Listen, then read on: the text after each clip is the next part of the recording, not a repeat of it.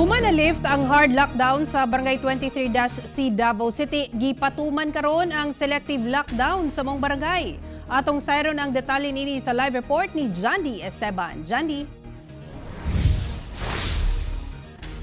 Sada naka-lockdown gihapon ang usa ka purok ug pipila ka balay sa Barangay 23C gumikan nagpabilin gihapon ang daghang kaso sa COVID-19 sa maong lugar.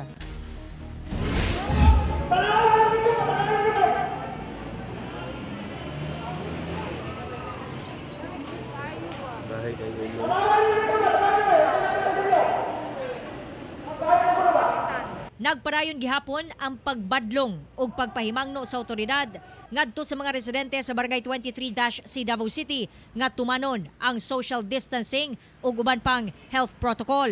Hinuon itandi gahapon arang-arang na ang sitwasyon sa barangay karon. Wala na nagpunsisok ang kadaghanan ug pipila na lang ang nagtigkit. Human malift ang hard lockdown sa barangay, gidowngrade na kini ngadto sa Purok ug house lockdown. Sa karon ang Badjaw community sa Purok 4C nagpabiling gi-lockdown. Sa Purok 3, usa ka balay ang gi-lockdown. Pipila ka balay sab ang na-lockdown sa Purok 5. Samtang ang mga residenteng wala na apil sa lockdown, ginasusi pag-ayo sa otoridad kung pwede ba makagawas. Kining siniyani Hamil, wala gipagawas kay dili niya schedule base sa FM Pass coding. Madalan yung makakuha ni imuhang kuan kay ang imong FM Pass. Kuha sa imuhang kuan. Imuhang si tawag ani ba?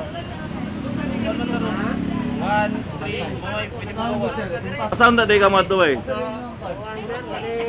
Tawagan min ay pa-repair sa mga makina. Sir, atrasin sa gamay, Ang kami mga kuan lang mi kaning Inyo ginambalay nga wala man may laser lang mi. Ang FM Pass naatay gitawag nga coding no. Katong ng MWF o ang PTH. Mora to ang kuan proseso.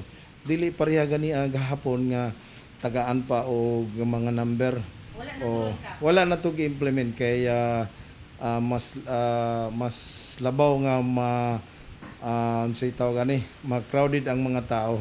Hinoon, sumala ni Kapitan nga daghan naman daw ang naka-recover nga mga pasyente sa COVID-19 sa barangay.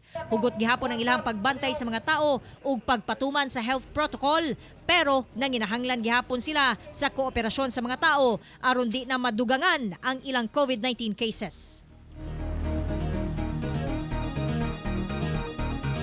Sara, sumala ni Kapitan Usman sa 88 ka mga COVID-19 cases sa ilahang barangay, 50 na ang naka-recover pero padayon gihapon ang ilahang pag-regulate sa mga tao o residente sa maong barangay nga nagagawas sa ilahang lugar. Sara. Okay, daghang salamat, Jandy Esteban.